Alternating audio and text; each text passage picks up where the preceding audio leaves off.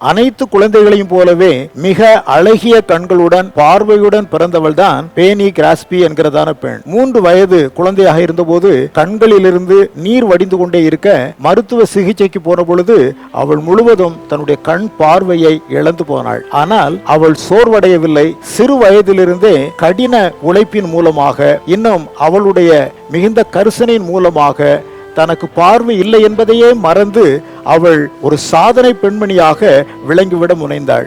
ரோமர் 8:28 ஓய்வு நாள் பாடசாலையில் கற்றுக்கொண்ட பாடம், தேவனுடைய தீர்மானத்தின்படி அழைக்கப்பட்டிருந்த மக்களுக்கு எல்லாம் நன்மைக்கு ஏதுவாக நடக்கும் என்பதை அவர் அறிந்திருந்ததினால் மிக அதிகமாய் பிரயாசப்பட்டு தன் வாழ்க்கையிலே கண்ணிழந்த அந்த பேனி கிராஸ்பி 5000 பாடல்களை எழுதி அவள் கிறிஸ்தவ உலகத்திற்கு கொடுத்த மிகப்பெரிய சாதனை பெண்மணியாக நாம் அறிந்து கொள்கிறோம்.